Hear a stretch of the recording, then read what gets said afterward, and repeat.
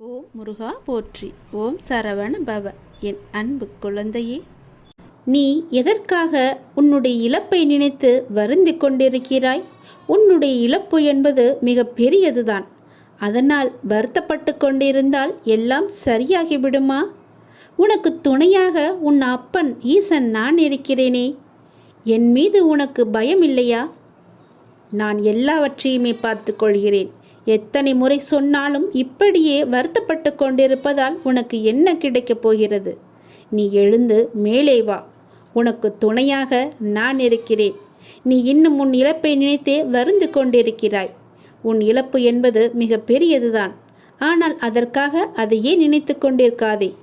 உன்னிடம் இருந்து போன எந்த பொருளுக்காகவும் நீ வருந்தாதே. என்றோ ஒரு நாள் அது உன்னை விட்டு போகத்தான் போகிறது. அல்ல, நீ அதை விட்டு போகத்தான் வேண்டும். இந்த உலகில் எதுவுமே நிரந்தரம் கிடையாது.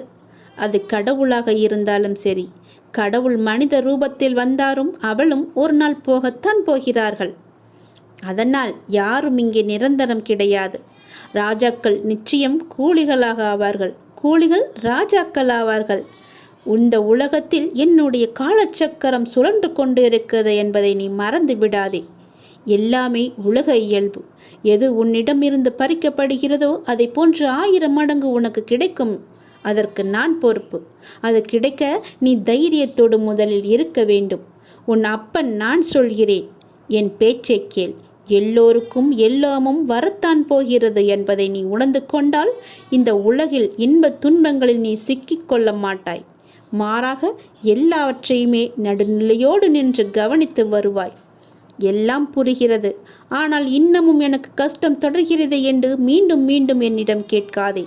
நான் என்ன செய்வது என்ற கேள்வி உன் மனதில் எழுகிறது அல்லவா? அதை இன்றோடு அடியோடு அழைத்து விடு.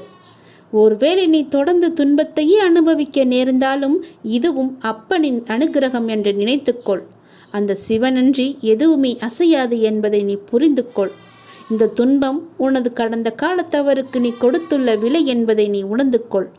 எப்போது சிவன் சிவா சிவ சிவா என்று நீ வந்தாயோ அப்போதே உன்னுடைய துன்பங்கள் எல்லாவற்றையுமே நான் குறைக்க ஆரம்பித்து விட்டேன். நீ பயப்படாதே. நான் எப்போதுமே உன்னுடன் தான் இருக்கிறேன். உனக்கு துணையாக இருந்து கொண்டே இருப்பேன். என் துணை உனக்கு எப்போதுமே இருக்கும். நீ கஷ்டத்தில் இருக்கும்போது நான் உன் கூடவே நான் வந்து கொண்டே இருப்பேன். நீ கூப்பிடாமலேயே உனக்கு முன்னே நான் வருவேன். தைரியமாக இரு. உன்னை ஒருபோதும் நான் கைவிட்டு விடவே மாட்டேன். என் வார்த்தைகளை நம்பு. இது அப்பன் சிவனின் வாக்கு என்பதை நீ மறந்து விடாதே. வாக்கு கொடுத்தால் நடந்தே தீரும்.